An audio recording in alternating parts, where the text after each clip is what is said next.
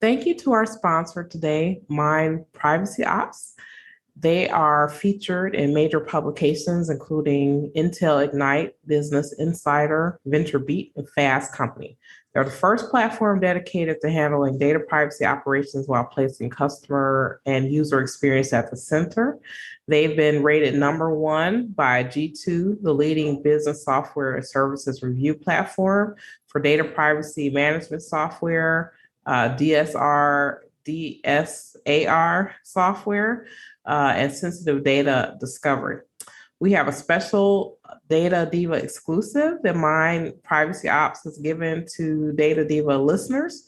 Anyone or any organization that would like to use their data privacy management solution will receive a 20% discount on DSAR, data mapping, and ROPA modules. So to get this discount, contact Mind Privacy Ops at their support team and add Data Diva 20 to the subject line. So these Data Diva exclusives and this information will be available in the podcast show notes.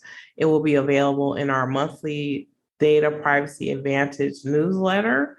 And I will also add this information to the podcast transcript, which will be posted on DebbieReynoldsConsulting.com. So to find more about Mind Privacy Ops, visit their website, business.saymine.com. Enjoy the show. Personal views and opinions expressed by our podcast guests are their own and are not legal advice or official statements by their organizations.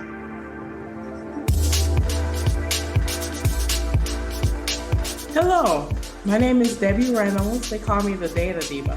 This is the Data Diva Talks Privacy podcast, where we discuss data privacy issues with industry leaders around the world with information that businesses need to know now. I have a special guest on the show. I have Gal Ringel. He is the CEO and co-founder of Mind Privacy Ops. He's from Israel. Welcome. Hi, Debbie. Thank you for having me. Yeah, this is fun. This is a culmination of we're going full circle now. So I would love for you to tell the story about how we met many years ago and your journey with Mind in terms of what you're doing now. At the time that you started, I know that you were a consumer business to consumer product. Now you're a business to business product. But before we get started, I would love for you to tell people about your journey into privacy, why this is such a passion project for you, and tell us about Mind Privacy Ops. Sure. So, and feel free to stop me at any time if I talk too much. So, hi everyone. I'm Gal Ringel. I'm the co-founder and CEO at Mind. And my journey into the privacy space was actually started at the security side. So I was dealing with cybersecurity for all my life, more than 12 years, even 15 years to date, sorry. And I always were part of the security side from the company's point of view. So how companies can really protect themselves from the different sides, or how they can think about protecting themselves from the offensive side.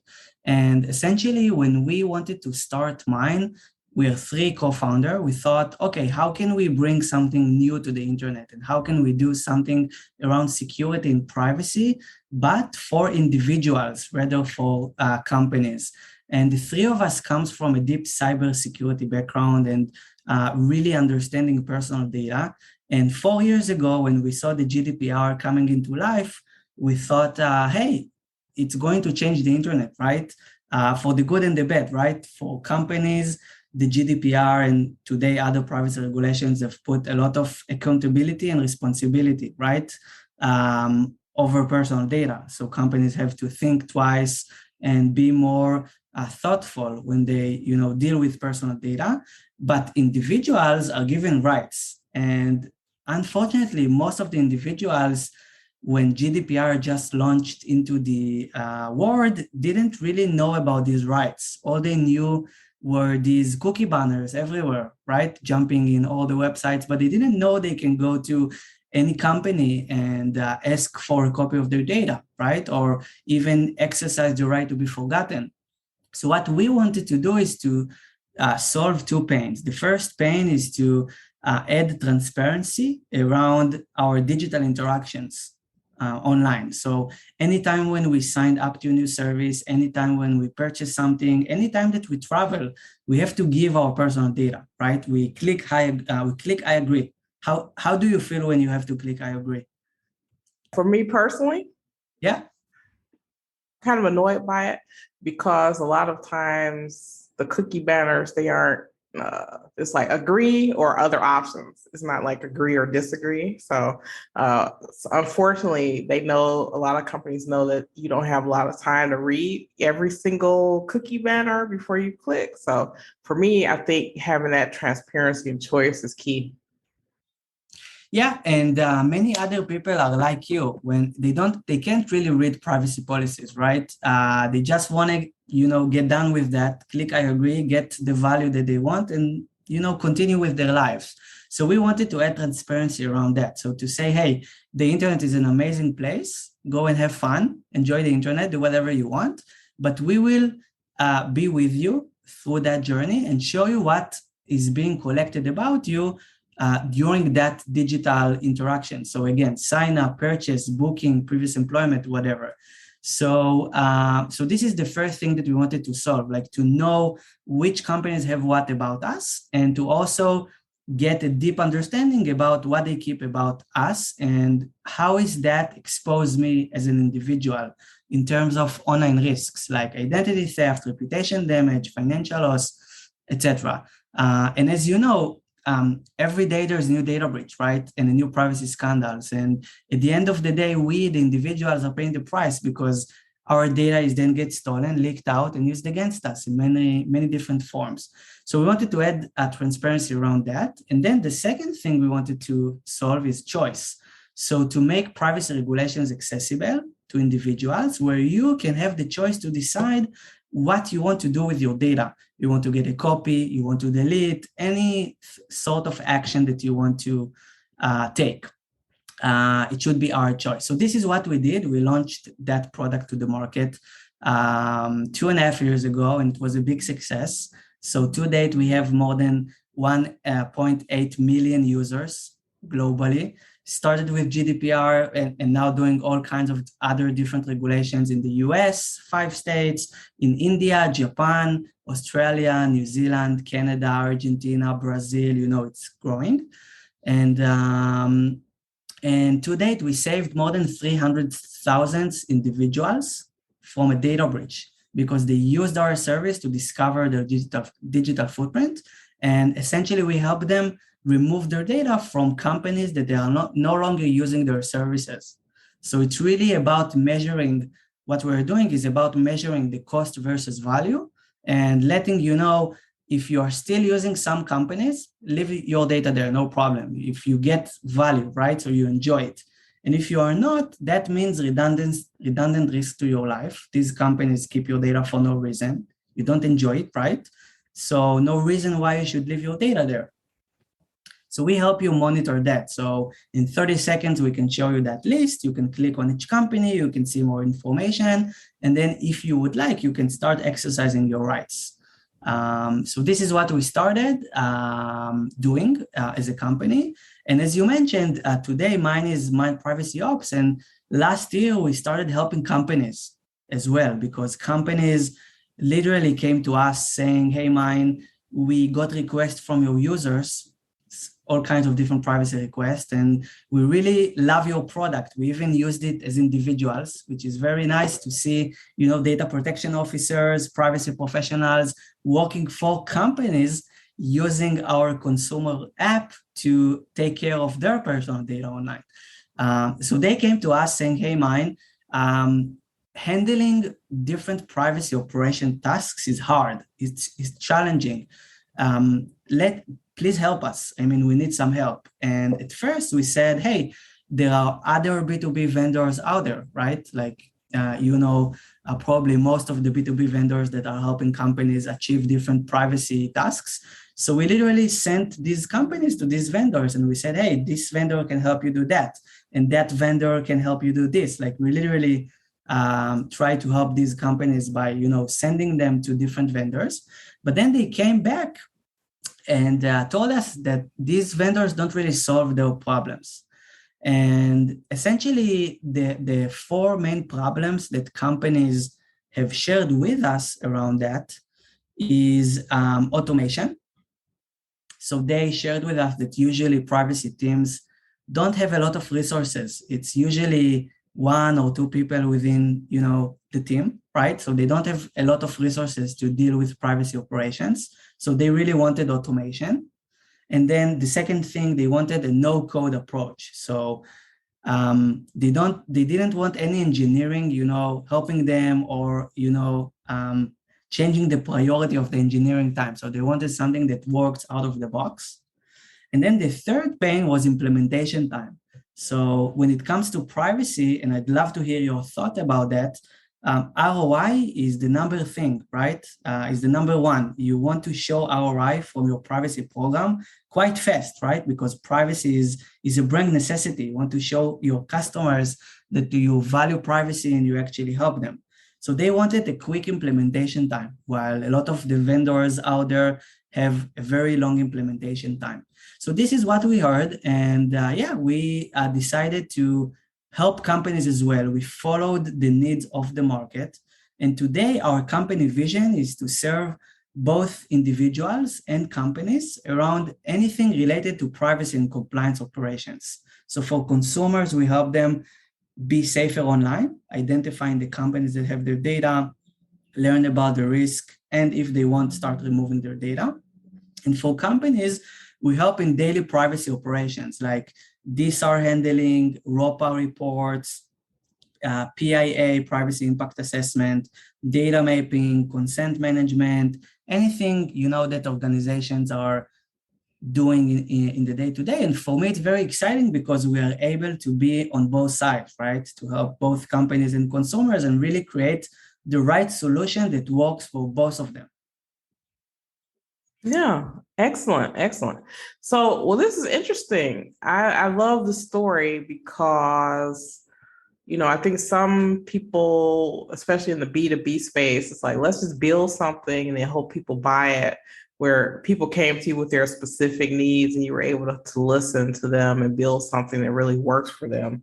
I would love to talk a little bit about the implementation part. So, once you get past the sales pitch and all that other type of stuff, the implementation part is really kind of the hard part to bridge between what people think they're going to get and what they actually receive in terms of service, after the implementation is done. So tell me a little bit about how you all's implementation path is different and what customers seem to like about it. So essentially, the first thing that we gave to companies is privacy request handling. So as you know, organizations that are consumer facing, I would say, like e-commerce, fintech, consumer apps, they get a lot of privacy requests. It can be data deletions, the right to be forgotten. It can be data access requests to get a copy of the information. If it's around the CCPA, it can be do not sell. So companies receive a lot of privacy requests. So there is a large volume. Now, for companies that don't have any automation in place, it can be very challenging to handle these privacy requests, right? Because usually as we see it, and this is after interviewing more than 1,000 companies and hearing their pains before we build our product, right? Just to understand what do we need to build and what are the pains. So they told us that usually 3 people within the organization, 3 different people, 3 types of people are helping the processing of privacy requests. There are support people that usually sits on the privacy inbox and gets, all the privacy requests and, going through them. Then there are legal people, usually the GC or the chief privacy officer or the data protection officer or someone from his team that are, processing these requests to make sure that they are related to different privacy regulations, that there are no other regulations that contradict, etc. And then there is the R&D that needs to go to all of the data sources within the company, whether it's a database or a SaaS, like your email marketing, your CRM, and literally delete the data or fetch it if it's a data access request. Now, think that the organization has to invest that time in 100 requests a month, 1,000 requests a month. It's challenging, right? It's time consuming. I think that even Gartner tried to quantify how much it cost for the organization to deal with one single DSAR, and it was $1,600 for one single request, which is crazy. So to your question, how we solved it, we implemented hundreds of APIs to all of the known systems that you as a company can keep PII in. So when a new privacy request comes in the organization, with one click, we are able to shoot API calls to all of the places and execute the request. So if it's a data deletion, we can literally delete the data or to anonymize it. By the way, a lot of companies came to us and said, hey, we don't want to delete data. We want to anonymize the data because then it wouldn't hurt any of the current reports or other systems that rely on different records. So we can either delete or anonymize in an automated way. We can, if it's a data access request, we can fetch the data and prepare it in a nice report where the individual can then scan the data and see whether it's fits its needs, right? So we can do all of that automatically. With one click, you can shoot these API calls, and with another click, you can also reply to the user with the right response. Whether it's, hey, we've deleted your data, that would be our last email, or whether it's, hey, this is your data. If you have any questions, please reach out. So we can do all of that in an automated way. So instead of companies having to spend endless of hours of different people, one person can really automate that. And the implementation is very fast because it's all based on APIs. So to plug in a new API, it's also 3 clicks. So just to put it in perspective, our fastest implementation time that we had so far, and we have dozens of customers already, were 25 minutes for 50 data integrations. So literally in 25 minutes, they connected 50 data integrations and were live operating. Wow, that's amazing. That's amazing. Tell me a little bit about the proactive side of privacy. So I think probably more companies than less, right? I feel are sort of unorganized. So they don't know where data is. They can't even tell you where these 50 systems are. So tell me about what you do when you work with those companies, because I feel like there's kind of a lot of proactive stuff that you can do with companies with your products. Great question. So after we solved the DSAR handling in a pretty good automated way, companies came to us, our customers, and said exactly what you just said. Like, hey, mine, we have a bigger problem than DSAR handling. We don't know where is our data. And then we started asking questions. What do you mean? I mean, can you share a little bit about how you onboard a new vendor, how different teams are interacting with new vendors?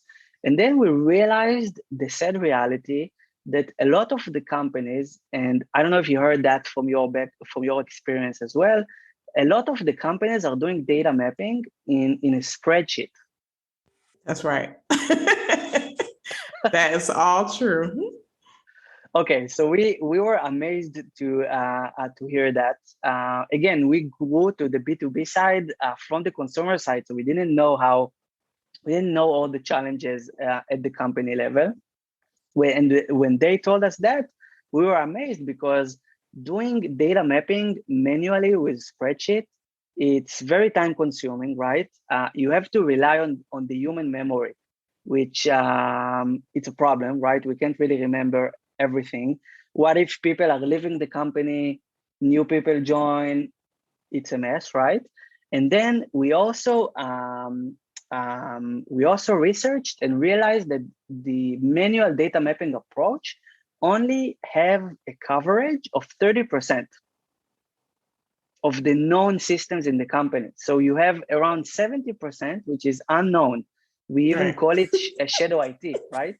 Right, exactly. Now think about the company. It's scary, right? Because there are systems that no one knows about that have PII. Some of that PII can be very sensitive, and no one knows about it. It's crazy. So then we thought, how can we solve that? And we took the same consumer technology that we've already developed, and through the employees' emails, in a non-intrusive approach, we were able to build a whole map of the entire data sources that are being used in the company, whether it's a database or a SaaS, in a few minutes. So 2 weeks ago, we onboarded a customer that has 3,500 employees. And we did a data mapping exercise on the entire organization in 7 minutes, which is crazy. He got a list of all the data sources, all the systems, and exactly what he keeps in each one of them. And he were amazed to see the results, because when they manage their current data inventory, when they did the data mapping exercise manually in their current data inventory, they had around 120 systems and known systems, right? And when we did our own scanning, we identified around 340 systems, which is crazy. So we found a lot of systems that were old, used in the past, that were still containing sensitive information. For example, in marketing teams that checked different systems, in sales team that they changed the CRM or a recording system or things like that. So we were able to find a lot of old systems and really help the company clean everything. But more than that, they could get a real-time and accurate view of almost 100% of the systems that are being used in the company. And then to do activities like ROPA were much easier, because all the data we show them all the systems, we show them all the data. And then we also give a different view of that to see a ROPA. So you can see an automated view of all the processing activities, and start managing everything with a huge head start. So this is something that companies really liked, because it really helped them to make sure that they do data mapping accurately, whether it's in the cloud or not, and then to maintain a ROPA in a more easy way. Excellent. I think a lot of companies go about this process, the ROPA process or data mapping process backwards. So they create like a policy or a chart or a thing in Excel. They go out and talk to people, to kind of create like a paper record of things, and then they try to see where the technology matches up with what they say. But really, your approach, I think, is the best, because you're saying, let's start with the empirical knowledge of what's actually there and then build our program around what's there. Because I feel like a lot of companies get overwhelmed with privacy regulations where, for example, not every regulation applies to them. Like not every company has to do a ROPA, or not every company, has the same risk level. So being able to figure out what's actually within the organization is really key. And then one thing that you touched upon that is, a lot of cyber people are always pulling their hair out about, and it is shadow IT, because I think people don't know what applications are running within their organization, and they also often don't realize what personally identifiable information are in these systems. What are your thoughts? So again, coming from security side, I know that shadow IT is a big issue. Again, because I worked for big companies like Verizon, for example, right? The telco, which is at the time that I worked for them, was the 11th company in the Fortune 50, right? So big company, right? So they, as a big company, had a security policy that they enforce everything, right? You can't really sign up to any service without someone from security or procurement help you, right? But that really hurt the experience of the employees, right? It's very hard to do your job when you can't really interact with services online, right? So, and this is what we understood when it comes to privacy, both on the consumer and both on the company level. If you really wanted to protect privacy, like really wanted, so you had to put fences around either the employees or the individuals, right? And these fences were essentially blocking them from doing all kinds of daily internet activities, to test a new service, to sign up to a new service, to log into a new service, and it's a problem. So when we thought about tackling privacy from a different perspective, we thought, hey, how can we help companies be more compliant to different privacy regulations, but allowing their employees at least the freedom to operate. So we can essentially, escort the company and the employees while they are doing their work, and really notifying them and alerting them on the things that are matter, instead of blocking everything and then really, having a user experience issue. And then from that side, we really discover that companies that don't enforce like the daily activities, like most of the companies, they have a huge shadow IT problem, because companies have budgets within the team level, and then not everything goes through procurement, and then not all of the SaaS applications are managed by your Okta or any identity provider. So a lot of the services, the SaaS, are being left, I call it, in a dark place. No one knows about it, right? It's like in a whole different dimension. And what about employee that is leaving the company? If you think about shadow IT, right? So most of the companies, what they do, they usually archive the employee email. Obviously, they are deactivating all of his permissions, right, from the email and any other thing that is connected to their Okta, or again, any other identity service. But what about all the other SaaS that employee interacted with? No one knows about that. So we call it zombie footprint. So this is essentially accounts and data, that accounts of the company that have business sensitive information that is there forever and no one knows about it. So our approach to shadow IT is really uncovering 100% of the data sources, and we do that in a very nice non-intrusive approach via the employees' emails. And then that can power a lot of privacy and security tasks, like, again, ROPA, privacy impact assessment, and shadow IT. So today that technology really powers both privacy teams, but also security teams. Oh, you're making me smile when I'm listening to this. That's been a huge pain point, I think, for people.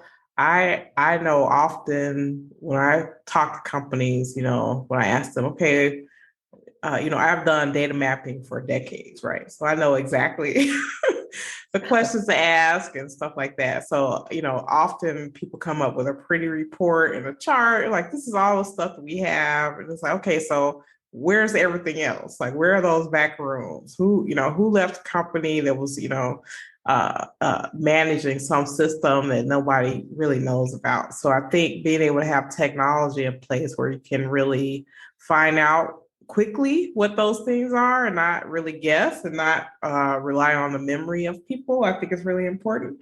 Also, one thing that you said I thought was great, which was kind of the freedom to operate. So I think traditionally people have thought or haven't wanted to cooperate in some ways with a lot of like privacy and security things, because they felt like, if I comply with these privacy regulations, or I try to be better in cybersecurity, it's gonna sort of curtail me being able to function in the way that I need to. And I think that has to be solved, because people need to be able to still do their jobs, right? But then they need to be able to do it in a way that doesn't harm the organization from a cybersecurity or a privacy perspective. So tell me a little bit about that story. Sure. So again, this is something that when we thought about how can we do data mapping and shadow IT better, we thought, how can we be injected into the regular process that employees or even privacy and security teams are having, and really inject their current day-to-day with a new feed of information about what is really happening inside the company. So if you think about it, most of the PII that companies are collecting is, not most, all of the PII can reside in three places.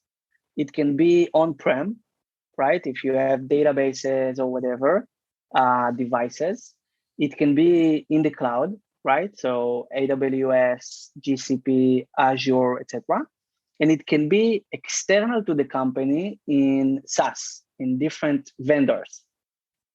I think this is the three most common places. I'm not going to take, bizarre edge cases, but these are the three main places. So when we thought about where is the most critical pain for companies, so I think that ever since COVID-19 started, and we were all locked up for a few times and had to work remotely, right? That created a new situation where the entire work has changed, right? We were all working from home. And that means that we are using much more external services like SaaS within the organization in order to operate, right? So instead of, meeting in person and do things that we were used to, we're using all kinds of different apps and services to do that. So that means the number of SaaS applications that organizations have adopted ever since COVID-19 started have increased dramatically. I'm talking about, it can be 2 to 5x the amount of apps that were before and after and post COVID-19. And since this is the critical and sensitive point, because internal databases usually don't change too often, right? Usually choose one or even two, and you stick with that for the entire company life. So SaaS, we identified SaaS as the most critical area where companies need help in terms of both coverage, right? In terms of discovery, monitoring, and understanding what PII is there. Let me give you one popular example. Salesforce. Everyone using Salesforce, right? Do companies really know what PII they keep in their Salesforce? No way, right? No way, because it's very customized platform. Any company can use it as they see fit, right? Any sales team can customize it, tons of APIs integration, third-party integrations. So we can really come to your Salesforce and really map the entire PII that is there. And usually most of the companies are focused on the databases, which is also important, but what about all the SaaS? So our approach were to let's do a real discovery and monitoring of all the SaaS that you're using inside your company. And the way to get to 100% coverage was through the employees' emails. Because if you think about it, any new SaaS is being interacted from your email. You need to sign up to the SaaS. You get a reset password, you get product updates, whatever. So we can find a trace in the employees' inboxes to the digital interaction the company had with the SaaS.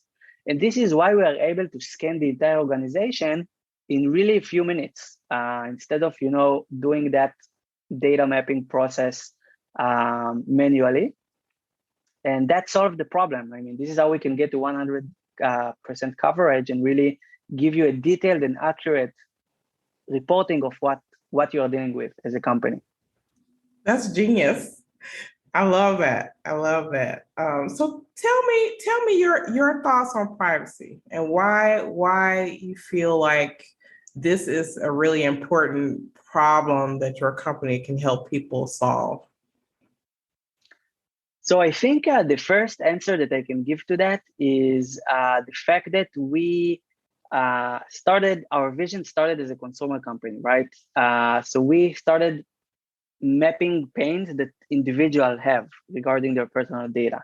I think that we gave a pretty good solution so far to individuals to really, get a better understanding about what happens with their data and to give them the choice to really do something about it. But now with companies, we are discovering that a lot of change, right? So when companies think about privacy, they thought about how they can solve the law problem, or how can they solve the problem from a law or a legal perspective, right? And the problem with that is that the solutions that exist today in the market, they don't really fit the individual on the other end. Let me give you one popular example. But first, have you ever tried to exercise your rights? Let's say to get a copy of your data from a company. Yes, it's difficult. Difficult, right? So let me give you like the most popular example. When I tried to get my data from companies, they asked me to provide a copy of my passport, the order ID that I've done a few years ago, if I purchased the product, or even if I booked an hotel, what was the booking number? And a lot of questions that as an individual, I don't really know, right? They even asked me if I want to exercise my GDPR or CCPA rights. Now, I'm thinking about my wife, right? She's not a tech savvy. She doesn't even know about GDPR or CCPA. She just wants to get her data. So how come she can know what is the difference between GDPR and CCPA? So what I'm trying to say is that the processes that companies have adopted over the years, really solving the problem from the law perspective, from the legal perspective, but there is a big gap between the solution they have built and introduced to the market to how individuals want to interact with that. So there is a big gap. So consumers are left, without any solution. And essentially what happens is that they go to social media and they write about the company. They write, hey, I tried to do that. And the company added a lot of burden and made it very complicated. And this is where we understood that privacy is more than just compliance. It's more than just the law itself. It's about the company brand, right? And if companies would understand that and would,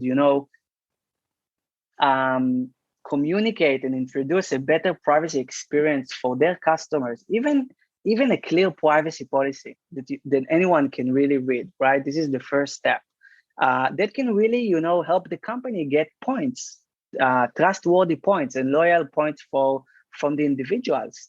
So when I think about your question, I think that the first thing that has to be solved is user experience.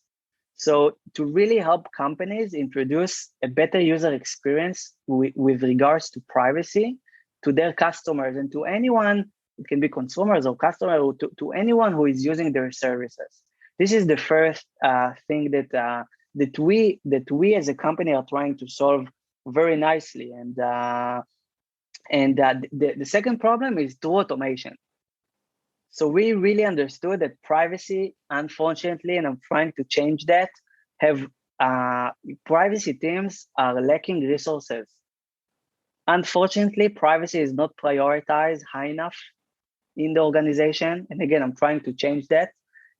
For me, coming from the security side, it was always easier because security always gets, everything, people, resources, money, whatever. And privacy still not. This is the sad reality. And it's going, I believe that in 2 to 3 years, it's going to change dramatically because of privacy regulations, which I think that are doing good to the world. They are not perfect. Privacy regulations are lacking a lot of things, but it's a good step forward, right?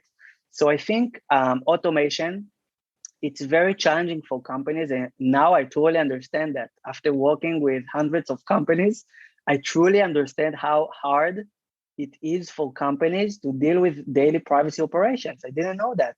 And so this is why, as an engineer by heart, this is my background, I know how efficiency is very important. So automation is the key for companies to really provide the first point, the better user experience. And it's really hard to provide automation. So this is why we try to break it down to different areas where we think that are the most painful for companies right now. That's great. Excellent. I love that. So if it were the world according to Gal and we did everything you said, what would be your wish for privacy anywhere in the world, whether it's technology, human stuff, regulation? What are your thoughts? I think that companies and individuals have to work together and have to solve the problem together. It can't be that only one side of them is trying to define the solution, because it won't work. If individuals would try to define the solution, it would only benefit them. And if companies, like it was until now, would define the solution, it would only benefit them. And it has to be together, because only then privacy can really flow for one each other and be really honored and executed right. So this is something that I really, really thrive for, and to create that bridge between companies and consumers. And this is, I really hope that would happen in the next years. And I think that the other thing that I would wish is more resources to companies, to C-levels, to all the C-levels out there, to really understand that privacy is more than just compliance. It's a brand thing that the company have to invest in it. It's the idea of the company. It can add loyalty and trust points to the brand. And I think that prioritizing privacy and allocating more resources to privacy, whether it's engineering, legal, whatever, can really benefit the company. And we can really help companies measure the ROI they get from privacy. So we can really help companies understand that any dollar they invest in privacy, they get more in return. So again, it's the gap, to bridge the gap between individuals and companies around privacy and really try to solve the problem together. And then for the C-level out there, to allocate more resources to privacy team to enable them to do their job better. That's amazing. Thank you so much for that. So thank you for being on the show. I'm happy, I'm really excited to see you all's journey. And I think you're spot on. I think you've hit the nail on the head in terms of what the pain points are that organizations have and the types of help that companies desperately need in this area. So thank you so much. Thank you so much for having me, and anytime. This is great. We'll talk soon. Bye-bye.